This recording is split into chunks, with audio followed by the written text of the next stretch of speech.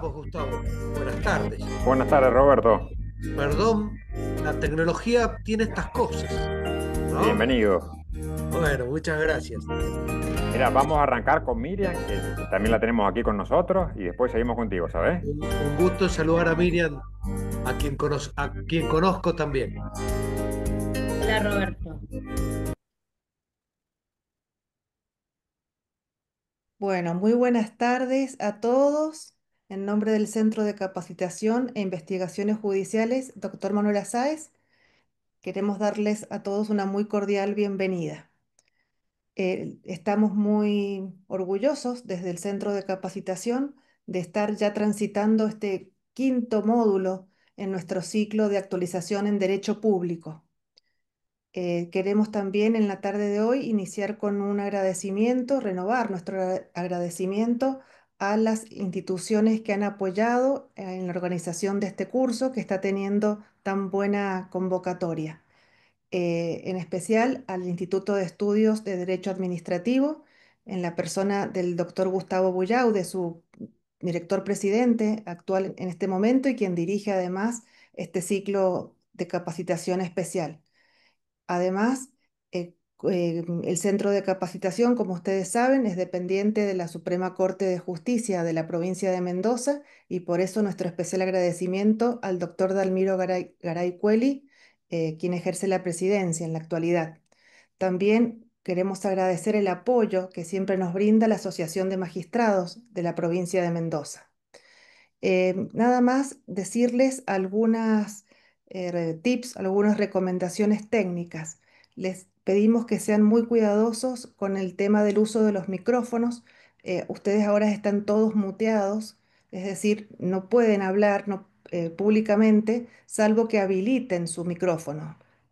Tienen facultades para habilitarlos, pero cuando lo necesiten hacer exprofeso, para hacer alguna pregunta o alguna intervención. Caso contrario, van a permanecer muteados para no interrumpir las exposiciones. También queremos hacerles saber que cuentan ustedes con un repositorio de toda la información de este curso.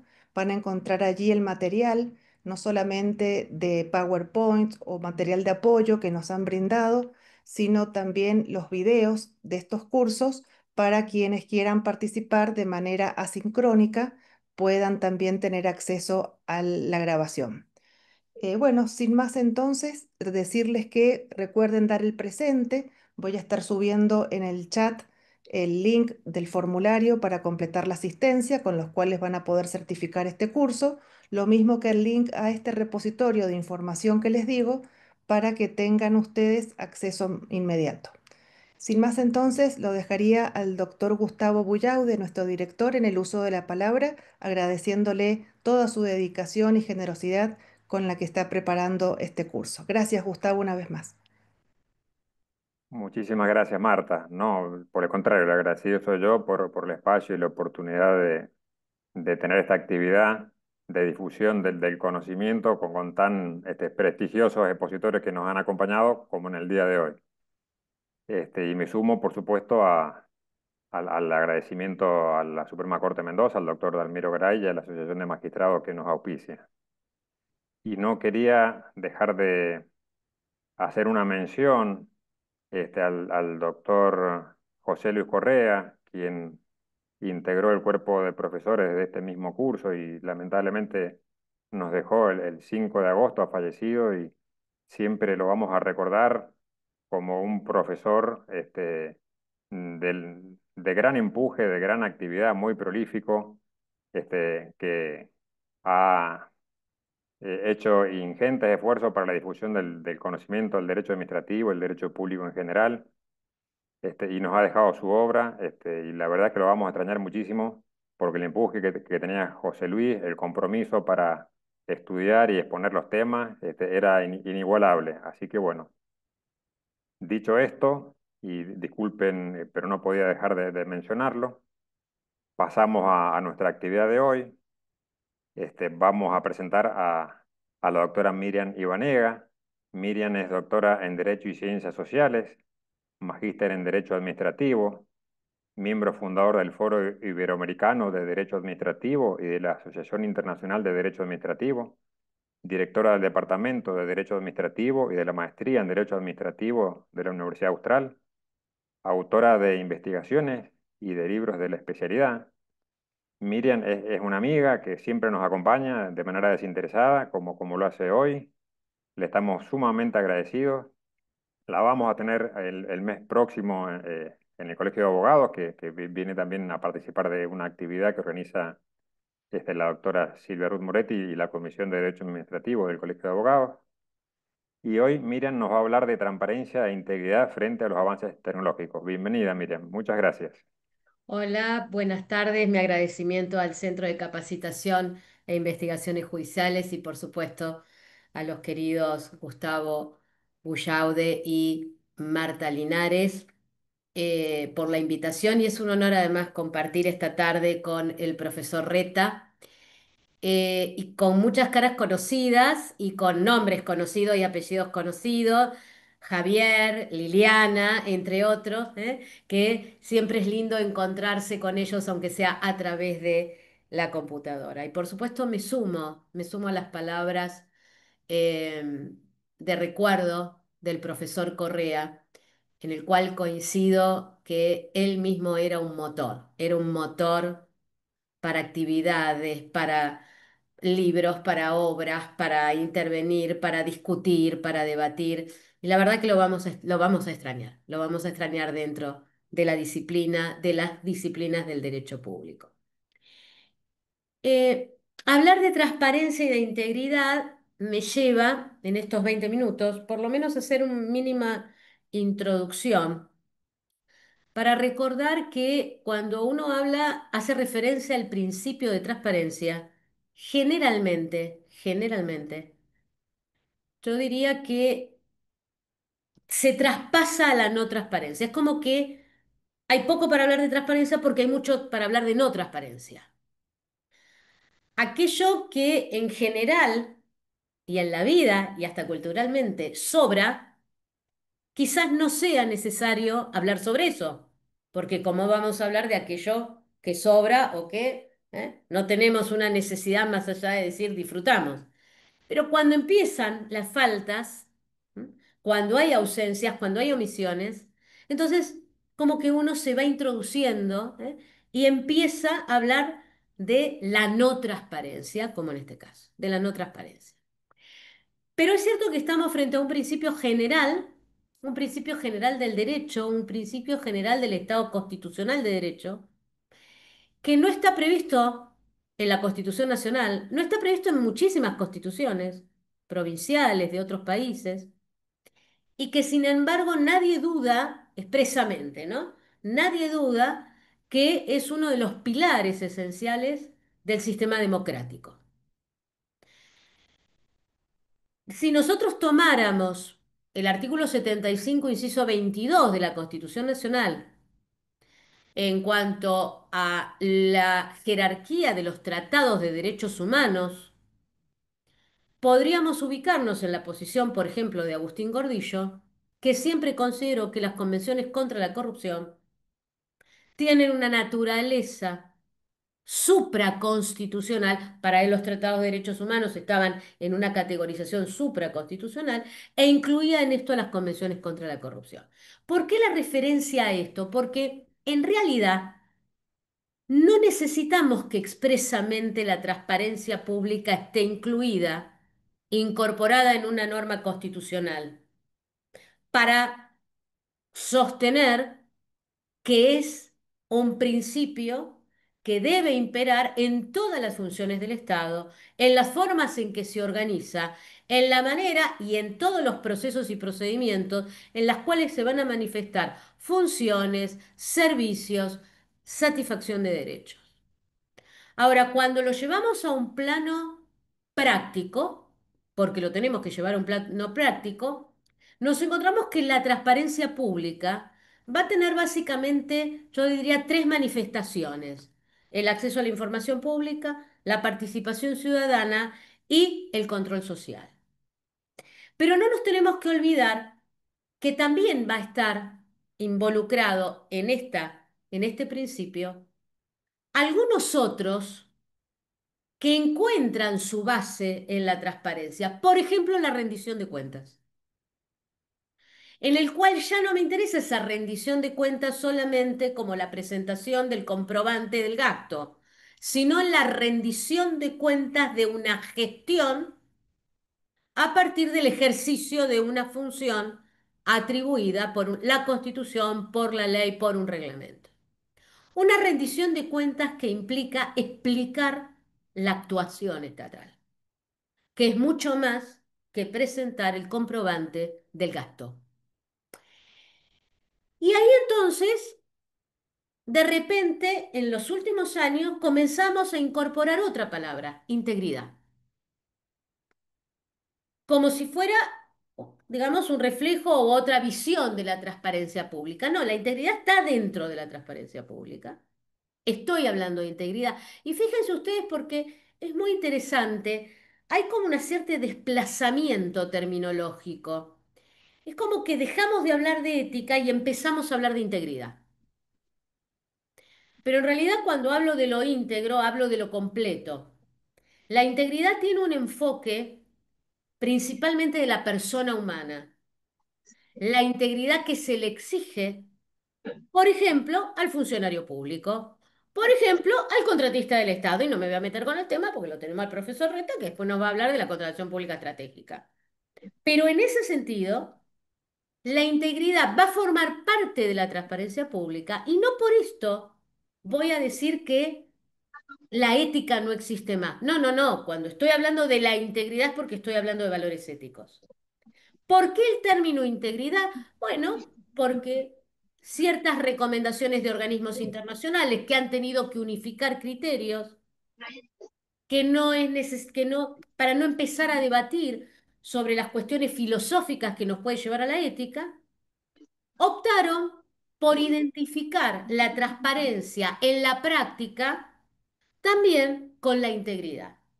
La integridad implica ser transparente.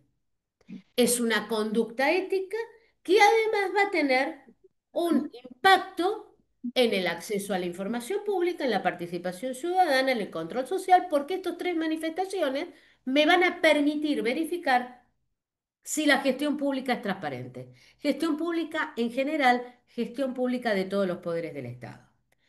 Entonces, mientras la tecnología no representaba o no tenía un protagonismo como lo tiene en la actualidad, la transparencia pública, que siempre estuvo en los pilares de nuestra Constitución, estaba principalmente vinculada con lo que podría llegar a ser la vista en un procedimiento administrativo, generalmente, la rendición de cuentas, las determinaciones de las responsabilidades de los funcionarios públicos. Pero de repente la tecnología viene a incorporar una serie de herramientas en el cual esa gestión pública va a tener un cambio. ¿Por qué? Porque va a contar con instrumentos tecnológicos para poder concretarse. Cuando se habla de tecnología, se habla de las TICs. Y cuando se habla de las TICs, se está hablando de computadoras, teléfonos celulares, los software, redes, plataformas para compartir datos. O sea, yo estoy hablando de una cantidad, un componente, cuando yo me refiero a la tecnología. Ahora, es una tecnología que cada persona puede tener o no. El problema es cuando esa tecnología es una herramienta, un instrumento en el ámbito público. Si esta tecnología en el ámbito público favorece o no favorece la transparencia. Porque si vamos a una lectura incluso no demasiado profunda de disposiciones internacionales, leyes nacionales, provinciales, cada vez que se habla de las TIC se está haciendo alusión a que éstas generan una mayor transparencia como un instrumento de transparencia. Entonces ya el acceso a la información lo puedo hacer a través de determinadas plataformas. Ya de repente la participación ciudadana también, tengo las redes que me ayudan, el control social lo voy a hacer a través de redes, puedo tener a través de mensajes por mi teléfono celular, apps especiales en las cuales un gobierno me puede informar determinados datos, es decir, como instrumentos de transparencia. Por supuesto que siempre vamos a preguntarnos si realmente existe una transparencia en términos de contenidos constitucionales en la tecnología o en todos los instrumentos tecnológicos cuando no todo ciudadano en nuestro país, ciudadano en un término amplio, persona humana en nuestro país, tiene la misma posibilidad de acceder a esas TICs.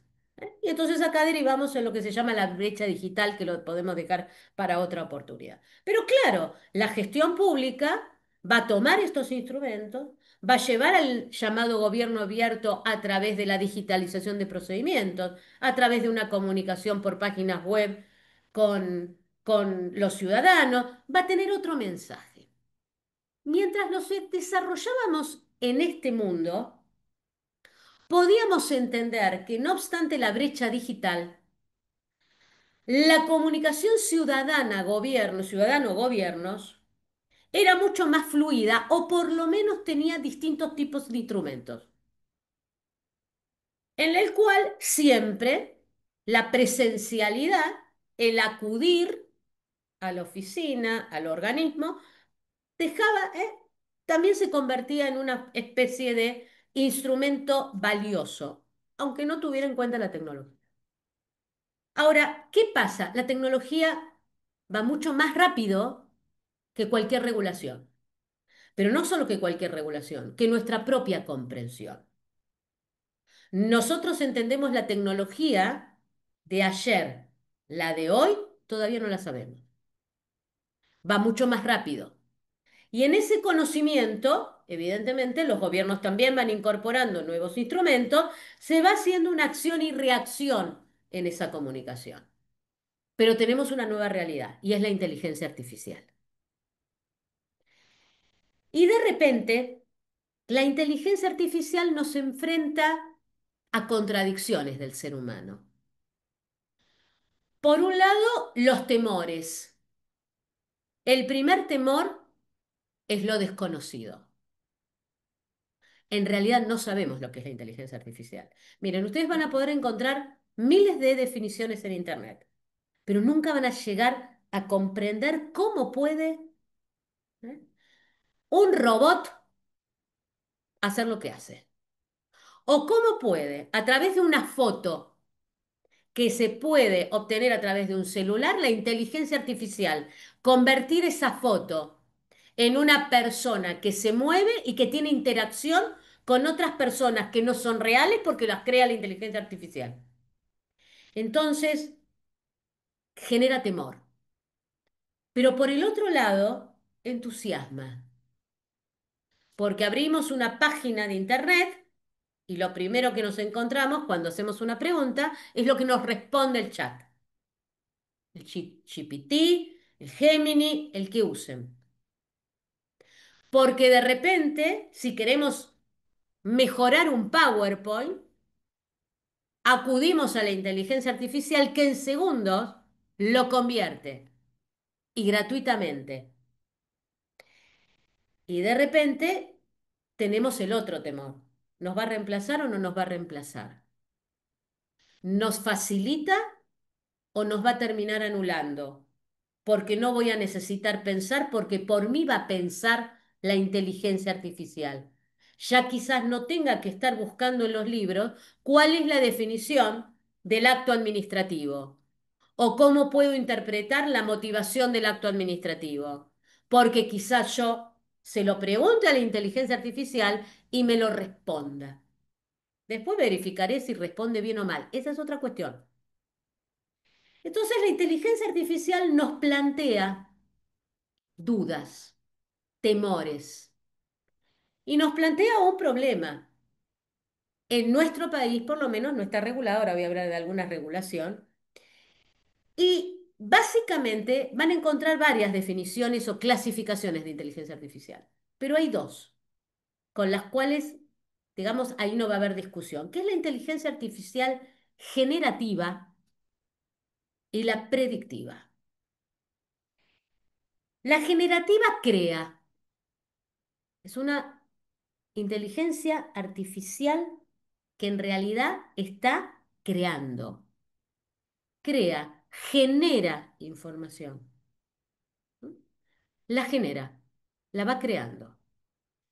La predictiva lo que va haciendo es como un aprendizaje automático y sirve para predecir conductas futuras o situaciones futuras. ¿Mm? Entonces, en base a determinados datos, me va a hacer un cálculo. Miren ustedes, yo recién estaba, antes de la presentación, fijándome algunas noticias en mi celular y encuentro una última noticia, recién, que hace referencia a que con un dato nacido en la inteligencia artificial se registró un freno en la economía bonaerense. Esto lo acaba de hacer el Banco Provincia. El Banco Provincia de Buenos Aires, ¿no? El Banco de la Provincia de Buenos Aires, a través de un indicador desarrollado con inteligencia artificial, pudo medir en tiempo real la evolución de la economía provincial y ofrecer información inmediata y fidedigna sobre la coyuntura, ahora, hoy, ayer, mañana, además con una cuestión de predicción. Es decir, que la inteligencia artificial, que siempre va a necesitar de alguien que le alimente los datos, el problema es cuando se convierta en independiente y empiece a generar ella el dato con total independencia de su origen, es una realidad y entonces la duda son, ¿cómo puedo yo llegar a aplicar el principio de transparencia, la integridad y exigir ética sobre un sistema que no se termina de comprender que existe, que me da información, que puede crear información y además me puede predecir lo que va a suceder frente a determinadas circunstancias? Esto es lo que le preocupó a la Unión Europea. La única reglamentación que existe a la fecha es el reglamento, que en realidad es una ley, la reglamentación de inteligencia artificial de junio del año pasado, que tiene una aplicación progresiva en el tiempo. No se aplicó totalmente. Es un reglamento muy complicado, muchísimos artículos. Ni siquiera los europeos terminan por comprender la totalidad de la complejidad que tiene este reglamento. Y tiene etapas, una etapa en enero, hay otra nueva en agosto.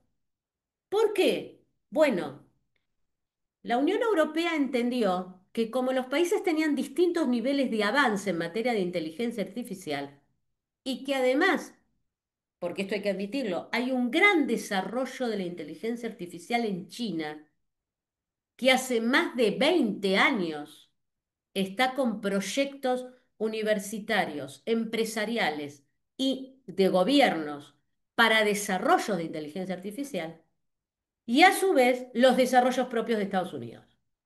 Entonces, además de las distintas realidades dentro de la Unión Europea, había necesidad de hacer un contenido normativo que evidentemente llevara a que los países pudieran tener una guía. Esto es una ley obligatoria para todos los países de la Unión Europea, y que tuvieran una guía frente a los temores que generaba la inteligencia artificial, no solo la producida por Europa también, por Europa, sino también aquella que podía provenir de otros países.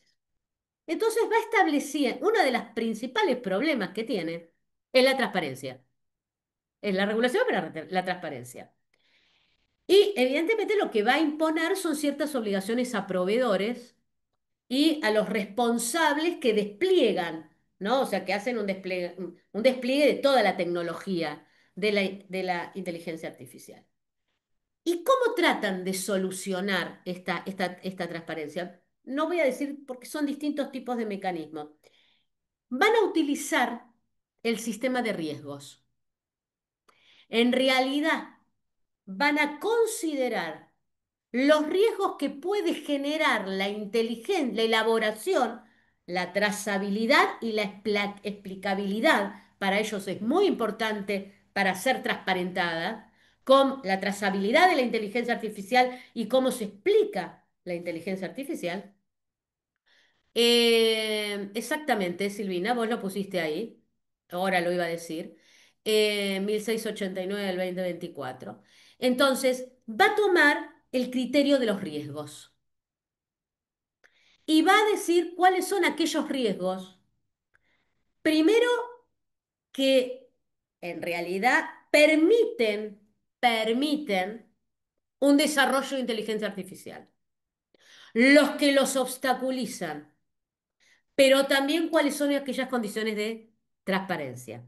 Por ejemplo, va a tomar el primer riesgo básico, el mínimo o nulo. Es aquello que en realidad no genera riesgo y la reglamentación no va a introducirse y dice, pueden utilizarse libremente. Por ejemplo, los juegos creados por inteligencia artificial. Por ejemplo, lo que tenemos muchas veces en las computadoras o en los celulares, que son los filtros de correo, que puedan estar generados. Esto es libre, no genera en principio y no tienen una regulación. Pero después va a establecer otros tres que sí. El que le sigue es lo que se llama el riesgo limitado. Riesgo limitado, riesgo alto y yo diría altísimo, pero en realidad se llama inaceptable para el régimen. En el limitado hay obligaciones de transparencia. Son obligaciones vinculadas a, primero, informar a los usuarios que la información o el dato está generado por inteligencia artificial. ¿Por qué esto es importante? La duda es cuando estoy frente a una situación de inteligencia artificial o cuando estoy frente a un humano, por ejemplo, ¿no?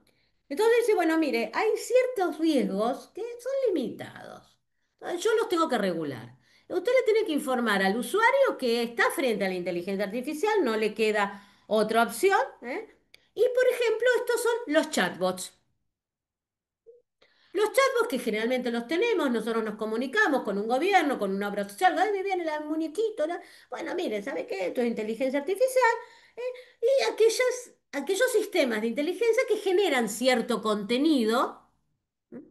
Que es importante. Entonces dice, bueno, mira, acá usted va a tener, primero, le tiene que avisar al usuario que esto es inteligencia artificial y uno se da cuenta con el chatbot enseguidamente porque es un muñequito. Ahí no tengo tanto problema. Y después... ¿Por qué le tiene que informar? Porque en realidad es el usuario el que tiene que tomar la decisión si quiere interactuar con el chatbot. Porque quizás no quiera hacerlo. Entonces, el problema de la inteligencia artificial es ese poder que sigue teniendo el humano en interactuar con ella. Porque si quiero, no lo hago. El segundo es el riesgo alto. Y acá sí entramos en un problema. Y esto acá empieza a generar temor. El alto, y lo voy a leer expresamente porque lo dice así el reglamento, son los utilizados en el diagnóstico de enfermedades. Cuando la inteligencia artificial es la que determina el tipo de enfermedad. Tienen una cierta conducción autónoma. ¿M? Y entonces, la verdad es que también se relacionan con aquellas identificaciones biométricas, por ejemplo, de personas que pueden estar implicadas o que pueden estar vinculadas con ciertas actividades de delincuencia. Entonces dice, cuidado, que si yo tengo una inteligencia artificial que me va a dar información, porque toma información, me va a dar información y me va a empezar a identificar personas que supuestamente, porque es algo que determina la inteligencia artificial, están vinculadas con actividades digamos, delictivas o que son objeto de investigaciones, esto va a tener que cumplir con requisitos mucho más severos. ¿Quiénes? Los operadores, los que despliegan el proceso, digamos, de inteligencia artificial. Registros, informaciones, obligaciones de transparentar cómo accedo al mercado, porque el problema que tiene, y acá ustedes van a encontrar mucha crítica a este reglamento, porque las empresas tecnológicas consideran que el reglamento impide la apertura de mercado en materia de inteligencia artificial en Europa. Los está restringiendo mucho. Les exige información sobre los códigos fuente, les exigen ciertas condiciones. Pero todavía estoy en un riesgo alto. El problema es que yo tengo un riesgo que no lo acepto. Y acá la Unión Europea dice, esto no. Esto no le puedo aplicar. ¿Y por qué dice que no? Porque dice no le puedo aplicar ningún filtro de transparencia por el objeto que tiene la inteligencia artificial. Y lo voy a leer. Que supongan una amenaza para la seguridad, para los derechos o los medios de subsistencia de personas. Prohíbe especialmente la manipulación cognitiva conductual, la actuación policial predictiva. La inteligencia artificial me dijo, este grupo de personas está sospechada de, entonces puede actuar la fuerza policial por la información que le da la inteligencia artificial. Reconocimiento de emociones en lugares de trabajo y en centros educativos. Y la puntuación ciudadana, por ejemplo, vinculado al uso de espacios públicos, a ciertas características raciales, el tema de los sesgos,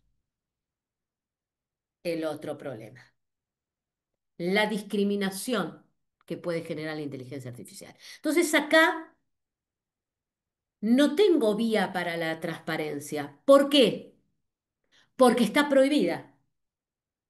La transparencia y la integridad y lo que se llama la ética de los datos está fundamentalmente vinculada a lo que es el riesgo limitado o el riesgo alto, pero en el aceptable no, porque esto ya genera daño. No es ni siquiera se tendría que haber llamado riesgo.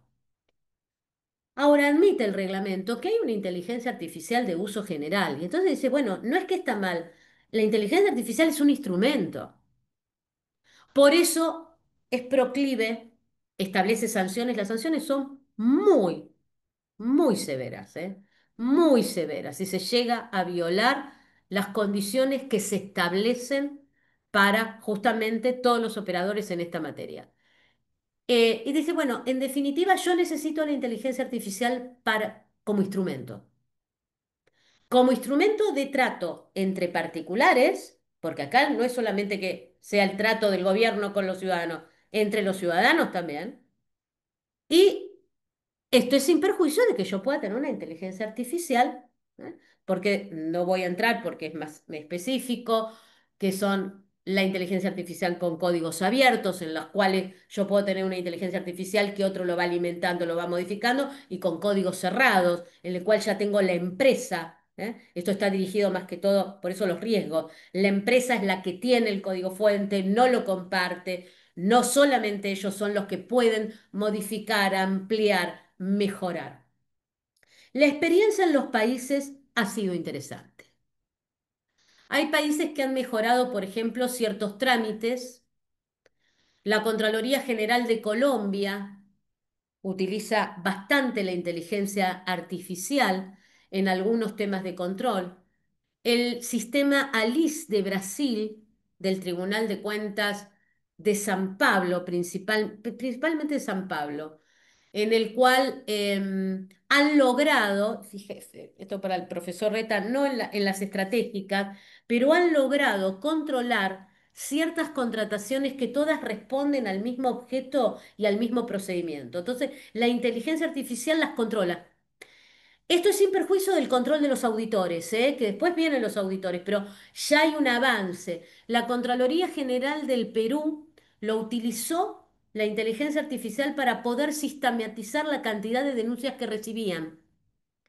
Entonces, como instrumento, es magnífico. Ahora, la regulación es posterior al avance de la inteligencia artificial.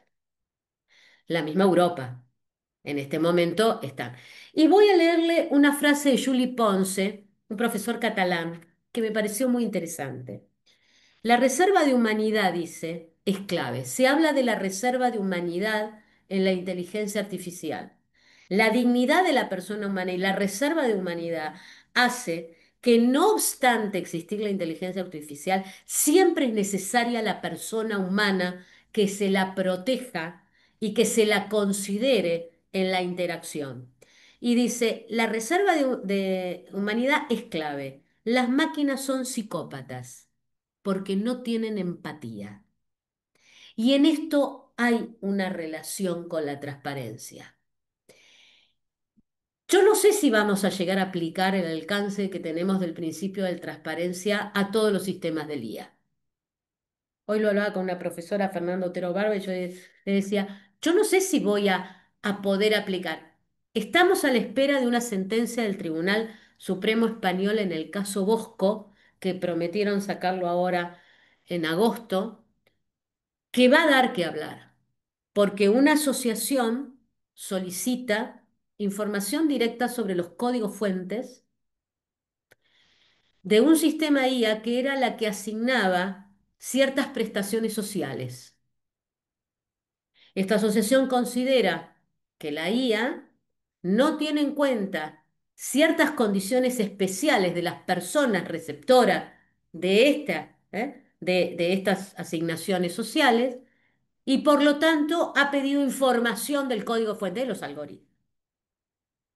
Y eh, uno se lo rechaza, una sentencia le dice, sí, tiene que dar, por supuesto que no quiere saber nada el Estado, porque acá es contra el gobierno. El gobierno no quiere saber nada de dar esta información, que además el gobierno contrata a las empresas para justamente crear esta inteligencia artificial, y ahora está en el Tribunal Supremo. Se está esperando, está todo España esperando a ver qué pasa. ¿Por qué? Porque acá tenemos en la balanza, por un lado, la transparencia. Quiero saber cuáles son, cómo logró esos datos, qué datos está tomando, cómo los procesa, cómo está. Y por el otro lado, aquel que diseña la trazabilidad de la inteligencia artificial dice, no, esto es mío, es propio. Esto es mi propiedad, es propiedad intelectual. Entonces la transparencia, y con esto termino, se encuentra con un debate entre la protección de datos personales y la protección de la propiedad intelectual. Tenemos acá una balanza en el cual en el medio tengo la transparencia y tengo todo el régimen europeo se está trabajando junto con el reglamento que ellos tienen de datos personales. Tengo acá una protección de datos personales y por el otro lado yo tengo cuidado que yo tengo una ley de propiedad intelectual. Entonces, ¿cuál es el límite de esa transparencia? Muchísimas gracias. El objetivo era dejar más dudas que aciertos, porque me parece que es algo que de a poco. Ahora, yo tengo que admitir algo. Nos va a costar, porque es una de esas cuestiones donde no las podemos encontrar en el libro. Cuando nosotros queremos investigar y nos ponemos a investigar y entramos en internet y entramos en los libros y consultamos un autor, otro autor, acá la inteligencia artificial ya de por sí, ¿no? Es ese ámbito oscuro en el cual no sabemos realmente en qué consiste. Ayer miraba un canal de televisión, y te prometo, Gustavo, que con esto termino, un canal de televisión que estaban pasando a dos periodistas, les habían tomado, por eso puse el ejemplo de la foto, una foto. Entonces habían creado ese periodista con esa foto, la inteligencia artificial lo había motorizado, estaba caminando y aparecen dos personas creadas por inteligencia artificial dándole un beso en la mejilla a a los periodistas. Entonces decía, estaba en broma. Esto es falso, no me están besando las mujeres, ¿no? Porque y uno lo veía realmente en la televisión y eran tres humanos. No, uno no tenía duda que eran tres humanos. Entonces, no estamos lejos de la inteligencia, está la inteligencia artificial, pero sigo siendo, ¿cómo hicieron para a partir de una foto crear a alguien que está caminando, que viene con un café en la mano, que otras dos personas que no son reales se le suman para interactuar? La regulación siempre va a estar después de la tecnología. Muchísimas gracias, Miriam. Claro que nos ha dejado pensando, porque tu análisis ha sido muy profundo y plantea muchos interrogantes. Pero yo te quería preguntar algo. Vos dijiste que en la inteligencia artificial no tenemos una regulación local, nos hablaste de la reglamentación de la Unión Europea y bueno, un poco la pregunta es, ¿la nación o nuestras provincias pueden o deberían regular algún aspecto de esta tecnología? Mira, todavía nosotros no tenemos un avance. Yo te diría, se está utilizando la inteligencia artificial muy esporádicamente en algunas empresas, en algunos gobiernos. Bueno, tenemos Prometea, ¿no? Tenemos algunos, pero no hay un avance tan. En algún momento va a haber que regular. Hay una Carta Iberoamericana de Inteligencia Artificial que forma parte de un soft law, que por supuesto con todos los principios, igual que la Unión Europea, la integridad, la comunicación. Yo creo que en un futuro va a haber que regular con este equilibrio, una regulación, ¿no? Que sea razonable. Ahora, en algún momento nuestras cortes van a tener que decidir, ¿no? Si brindan o no ese derecho al acceso a la información pública. Ojo, ¿eh? Porque tenemos tribunales muy proclives al acceso a la información pública, ¿no? Y entonces, por más que tengas una regulación, siempre vas a tener ese debate entre la propiedad intelectual, el dato. ¿Eh? ¿Será así como dice la Corte en tantos casos? Por ejemplo, cuando querés borrar un dato de Internet, como fue el caso en un último caso de la Corte, donde se quería borrar un dato de Google y dijo la Corte, no, Google es como una biblioteca, derecho a la verdad. Bueno, el derecho a la verdad está en juego acá en los términos de la Corte. En algún momento sí, Gustavo, yo creo que va a haber que regularlo. Por lo menos regular a través de registros quiénes son aquellos, ¿no?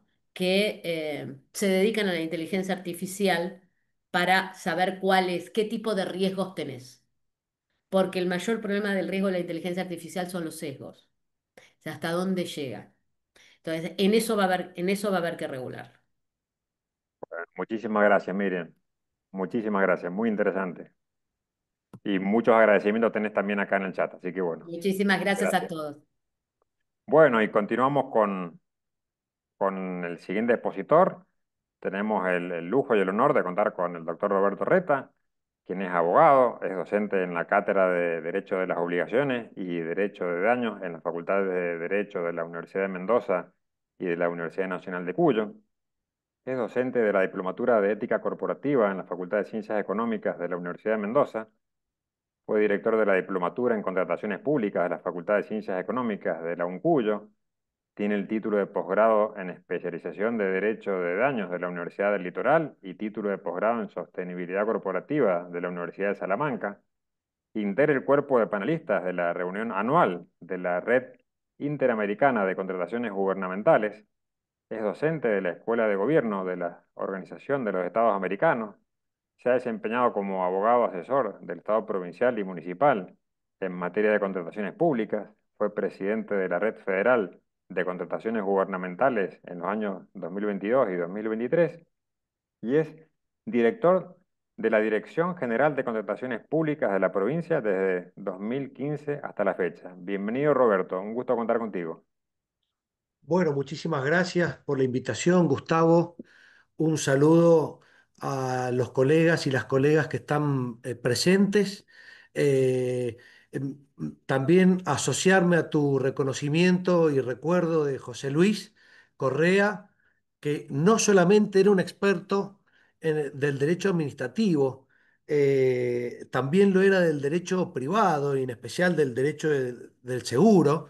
eh, y también del derecho procesal, porque me ha tocado enfrentarlo defendiendo a la contraparte y la verdad que me ha hecho transpirar la camiseta varias veces. Inmemorable José Luis. Bueno, después de este exhaustivo y riguroso eh, análisis que ha hecho Miriam sobre la tecnología de inteligencia artificial y cómo trasciende la misma en términos de transparencia, a mí me resulta, la verdad, que un desafío venir a hablar acá de la contratación pública estratégica y cómo desde esa perspectiva de la contratación pública estratégica podemos conectarla con estos dos grandes temas, el de la transparencia y de la tecnología. Voy a compartir, espero que no falle, porque la última vez no me funcionó muy bien esto. Voy a compartir una presentación para ir guiándome. Díganme si esto funciona o no funciona. Yo la Sí, estoy lo viendo vemos bien. bien, doctor. Bueno, a ver. A ver si ahí se ve mejor, ¿no? Está más grande.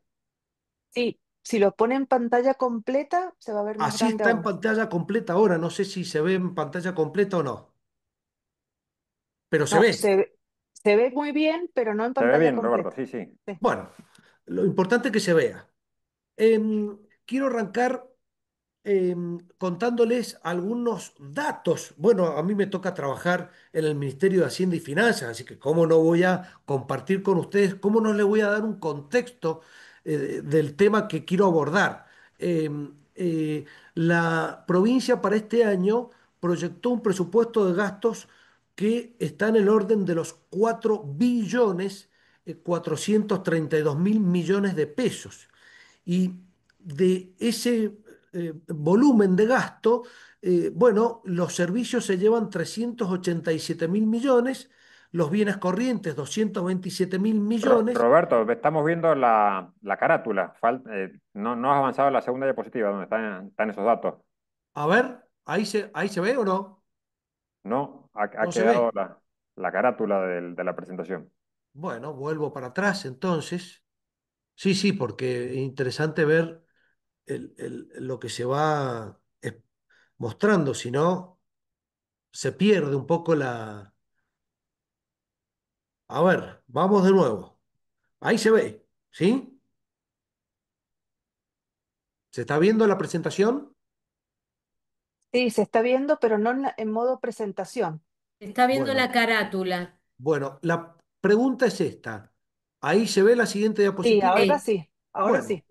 quedémonos ahí porque si se ve, ¿para qué vamos a estar haciéndonos los tecnológicos? Ya con esto es suficiente. Les decía Estamos que, en la Filmina 2, estamos en la 2. que estos son los datos del gasto.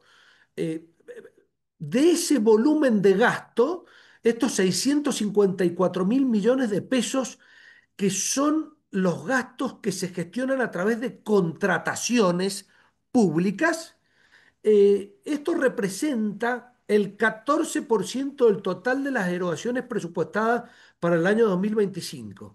Para que ustedes se den una idea, todos los estados en general en el mundo están entre el 15 y el 20-25, como mucho, por ciento de lo que se transa a través de las contrataciones públicas respecto del monto total del gasto, ¿no? Algunos lo miden respecto del PBI, pero estamos hablando de una suma muy importante, por lo tanto, hablar de estrategia y hablar de transparencia es relevante en este contexto.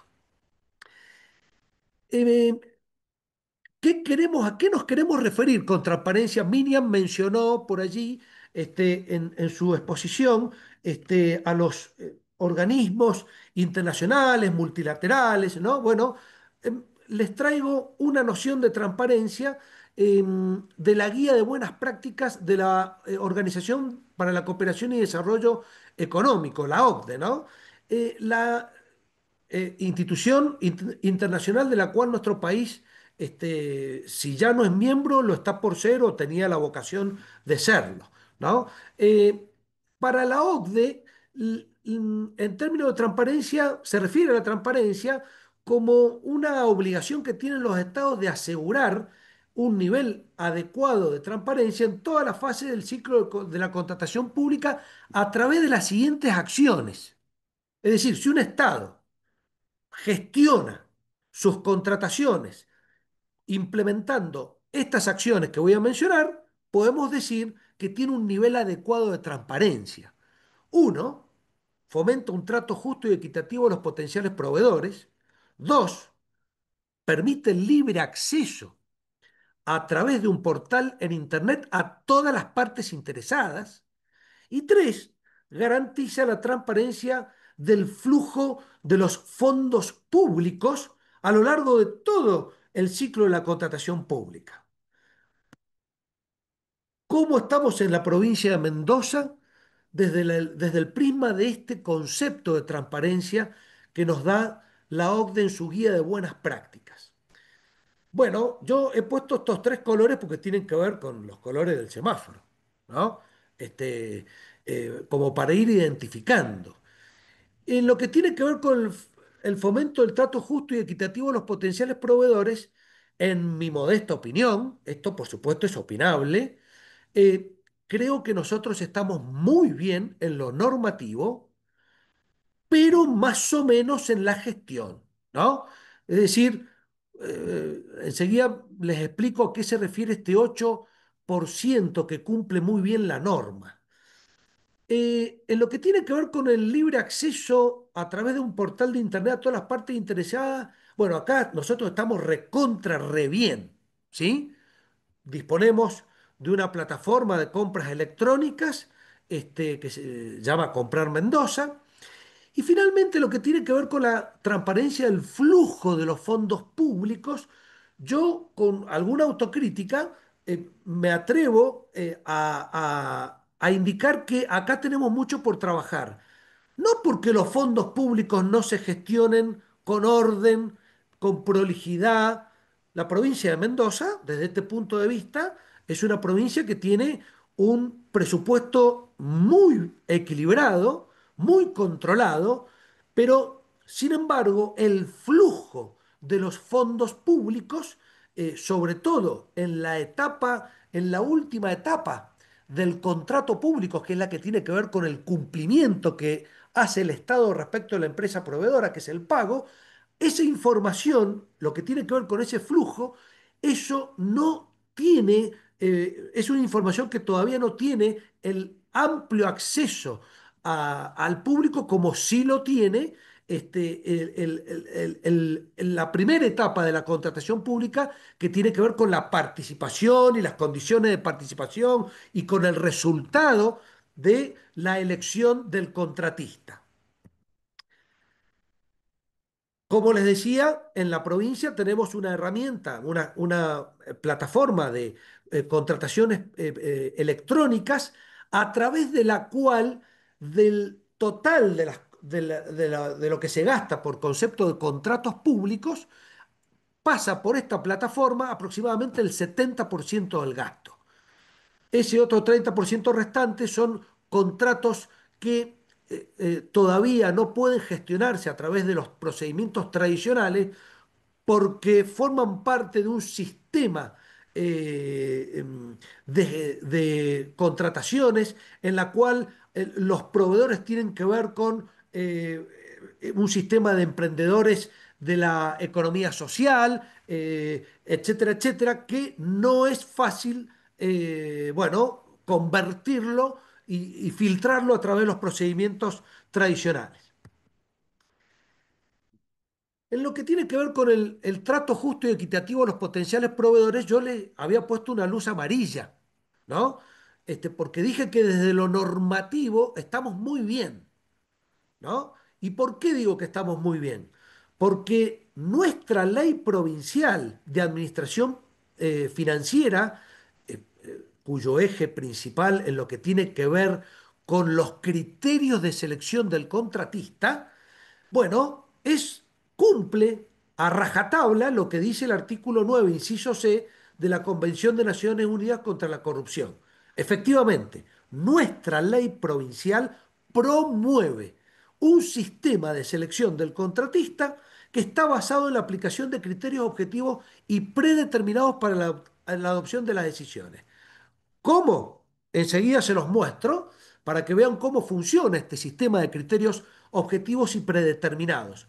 Pero la idea es que nosotros en nuestras contrataciones públicas se deciden a través de una suerte de diagnóstico muy completo y riguroso de las ofertas. En definitiva, perdón la superposición, aquí en la presentación se ve bien, pero como no la estoy presentando de modo completo, no se ve lo que hay detrás de esta diapositiva que tiene todas estas leyendas aquí en color celeste.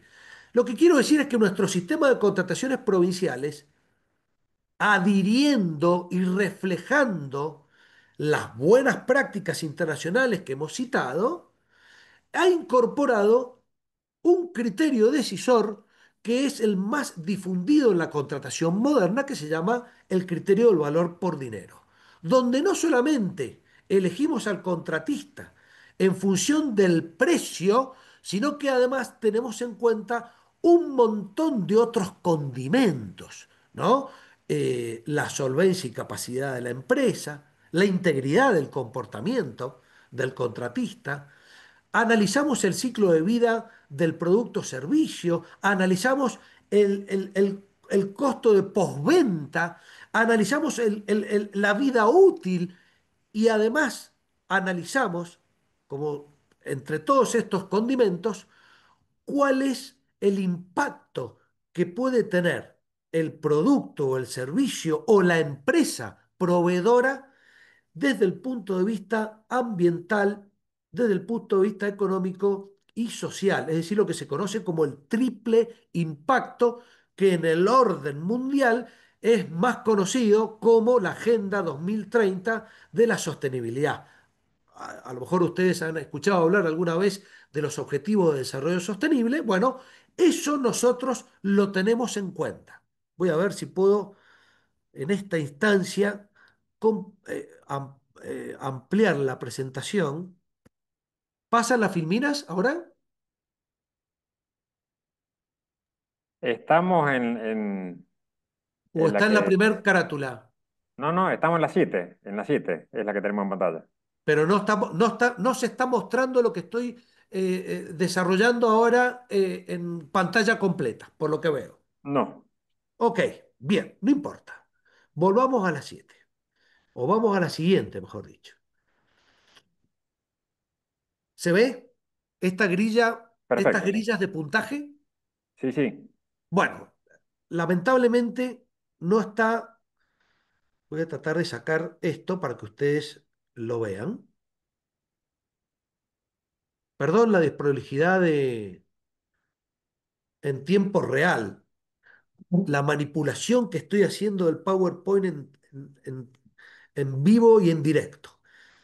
En las contrataciones públicas de Mendoza, como un estándar de transparencia, Miriam más temprano eh, mencionó algo que me pareció fundamental a la hora de conceptualizar la transparencia. Ella dijo, se trata en definitiva de la rendición de cuentas, pero no del comprobante del gasto. ¿No? No, no, no, no, no. La rendición de cuentas es mucho más profundo de lo que estamos hablando. Es decir, lo que queremos, el funcionario que tiene la responsabilidad de administrar los recursos públicos, en este caso a través de las contrataciones públicas, será transparente o tendrá una gestión transparente, no solo si rinde el trámite el cumplimiento del trámite licitatorio de acuerdo a las normas de procedimiento. Para rendir cuentas en términos de transparencia, será preciso además demostrar que ese contrato tiene un impacto positivo en términos de valor público para la comunidad. Y no es caprichoso que el artículo 9 de la Convención de Naciones Unidas contra la Corrupción, que se refleja muy bien en el artículo 149 de nuestra Ley de Administración Financiera, no es caprichoso utilizar la metodología de tablas o grillas de puntaje, los europeos lo tienen, para mencionar un orden jurídico ejemplar, como esta metodología, este estándar que yo les estoy graficando acá. Esta, estas grillas de puntaje deben ser planificadas, y de allí que estamos hablando de planificación estratégica de la contratación pública, deben ser planificadas por el organismo contratante. Es decir, aquí es donde está la clave de la transparencia de la contratación pública, y esto es además un, eh, un ejemplo claro de una buena estrategia, donde usted diseña los criterios de decisión, que no solamente pasan por el precio. Ustedes ven en estas grillas que la oferta económica en la ponderación tiene una parte del puntaje, pero hay muchos otros criterios que se ponen en juego a la hora de la selección del contratista. Esta metodología que yo les estoy graficando aquí, la tienen todas las contrataciones públicas que ustedes pueden compulsar a través de nuestra plataforma Comprar. Todos los pliegos tienen esta metodología. Debo reconocer que no todos los pliegos usan correctamente la metodología o implementan correctamente la metodología. No obstante ello, eh, nosotros hacemos un monitoreo y vamos, año tras año, vamos incrementando el mayor valor o la mayor calidad de la metodología. Reitero, este tipo de, este tipo de metodología apunta no solamente a cumplir con la legalidad del trámite, sino a asegurar la eficiencia del resultado del trámite o del procedimiento de contratación. Resultado que no es otra cosa que el impacto positivo que tenga ese contrato público en la sociedad. No solo le debe servir al Estado para resolver las necesidades y las funciones habituales, sino que le tiene que servir a la comunidad.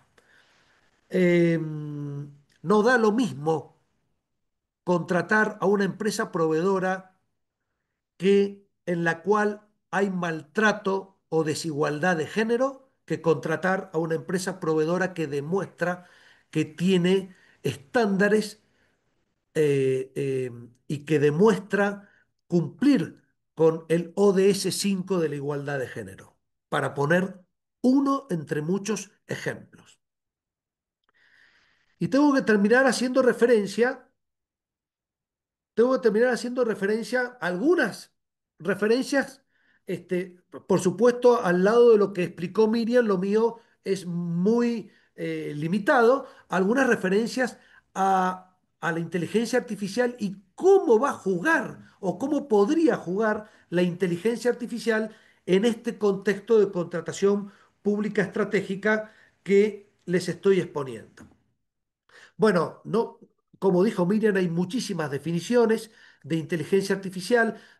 Yo me apalanco en la ley de inteligencia artificial de la Unión Europea porque más allá de las críticas que se le pueden haber realizado, la verdad es que es el casi único instrumento normativo que existe en el mundo, y la verdad es que, a mi modo de ver, está muy bien trabajado. Eh, Tanto es así que creo que va a servir de modelo, para ser de modelo para otros países o regiones o modelos de integración que quieran adoptar o regular la tecnología de inteligencia artificial.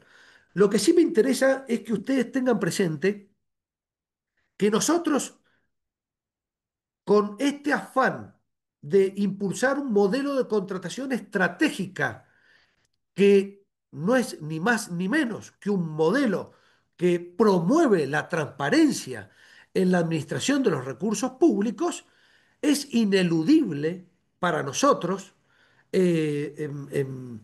mirar la tecnología de inteligencia artificial. De hecho, lo estamos haciendo ya, tenemos algunos proyectos de administración del gasto público en los que vamos a intentar implementar la tecnología de inteligencia artificial. Pero hoy nosotros, a la hora de construir una grilla de puntaje o a la hora de planificar una contratación, eh, les diría que no hay ninguna contratación que planifiquemos sin acudir a algún modelo de inteligencia artificial de propósito general.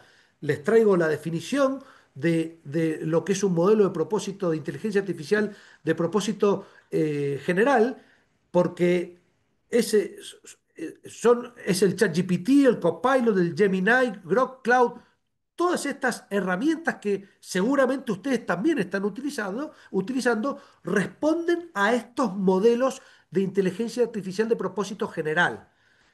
Ahora bien, eh, el reglamento, el reglamento nos alerta respecto de estos sistemas de inteligencia artificial y eh, establece a nosotros que nos interesa la interacción que tiene el Estado con el mercado, qué eh, impactos negativos podríamos experimentar a partir de la tecnología de inteligencia artificial en el marco de nuestras contrataciones públicas. Y ese riesgo, Miriam se refirió a las distintas categorizaciones de riesgo que tiene la Ley de Inteligencia Artificial de la Unión Europea, está de alguna manera regulado en el artículo 82. Y fíjense lo que dice el artículo 82. Dice que cuando una autoridad de vigilancia del mercado de un Estado compruebe que hay algún sistema de inteligencia artificial de alto riesgo, de acuerdo a la categorización que tiene el reglamento, y los invito a que vean el anexo 3 del reglamento de la Ley de Inteligencia Artificial de la Unión Europea, porque allí se catalogan todas las hipótesis que ellos hasta acá han advertido como de alto riesgo, y les aseguro que no hay ningún ámbito de nuestras vidas en las que no estemos expuestos a un alto riesgo en estos términos. Lo cierto es que si esa solución presenta un riesgo para la salud o la seguridad de las personas, para los derechos fundamentales u otros aspectos de la protección del interés público, esa autoridad de vigilancia del mercado, dice el reglamento, le debe exigir al operador que adopte las medidas adecuadas, bueno, para garantizar que el sistema no impacte negativamente a través de su uso. Entonces yo, cuando veo esto, digo, ¿qué pasaría si nosotros nos encontramos comprando un medicamento nuevo, que a pesar de las autorizaciones administrativas de ANMAT y demás organismos de control, detrás de ese medicamento nuevo, o ese medicamento se ha desarrollado con tecnología de inteligencia artificial, y esa tecnología tiene una manipulación o un sesgo? Esto fue lo que Miriam recién nos comentaba, ¿no? Los riesgos pasan por allí. Y nosotros, bueno, seríamos víctima de ese sesgo al adquirir a través de un contrato público, por mucha contratación estratégica que planifiquemos, estaríamos expuestos, en definitiva, a una situación riesgosa como esta que el artículo 82 de la ley europea nos está advirtiendo. Entonces, yo, frente a esa hipótesis, me pregunto si es posible imaginar que en nuestro país haya alguna autoridad que pueda imponerle a un operador de un sistema de inteligencia artificial que adopte estas medidas de seguridad para evitar los perjuicios. ¿No? Yo pienso, ¿qué poder de fuego tenemos frente a estas tecnologías que son globales, ¿no? Pero por otro lado, no podemos negarnos, como lo dijo Miriam, negarnos a la realidad y obviar este tipo de tecnologías. Entonces, ¿estamos dispuestos a subirnos al tren de la inteligencia artificial sabiendo que nos puede conducir a un destino desconocido? Bueno, eh, yo tengo que compartirles y confesarles a ustedes lo que siento como funcionario público responsable de la Administración de Recursos Públicos. La verdad es que yo me siento en una encrucijada porque por un lado no me cabe la menor duda de los beneficios que nos trae la tecnología en términos de transparencia, en términos de estrategia, pero por otro lado, me da mucho temor también los riesgos que esto supone. Eh, y no me queda otra que encomendarme al Altísimo. Sinceramente les digo, esto es lo que yo siento en carne propia. Bueno, verán que les he trasladado algunas inquietudes igual que Miriam, así que los dejo con estos interrogantes y toda ayuda que ustedes puedan darnos será siempre bienvenida. Muchísimas gracias, Gustavo, y a todos los que están aquí presentes. Muchísimas gracias, Roberto. Muchísimas gracias. Bueno, también tu presentación nos ha dejado pensando, igual que la de Miriam. Y bueno, no nos queda otra que subirnos al tren de la IA, pero yo me siento más seguro si Miriam y Roberto están arriba del tren. Nos van a ir guiando, me parece, en el camino. No sé si quería aportar algo más, Miriam. No, me ha parecido magnífico y coincido totalmente con Roberto porque en realidad uno de los modelos, o por lo menos uno de los ejemplos de contratación pública estratégica, en algún momento va a ser la contratación de inteligencia artificial o cómo la inteligencia artificial puede incidir en una contratación pública estratégica. Con lo cual, sí, me pareció brillante. Coincido totalmente con vos. Es para el funcionario público realmente es un riesgo, es algo, no te digo preocupante, pero genera temores por los riesgos. La gestión pública es muy complicada, entonces a veces se piensa que la inteligencia artificial va a organizar todo y va a hacer todo y no es así. Bueno, muchísimas Además, gracias. siempre vas a tener, Roberto, atrás el organismo de control, con lo cual, imagínate, ¿no? Imagínate. Por suerte los organismos de control todavía están controlando más el trámite que la estrategia.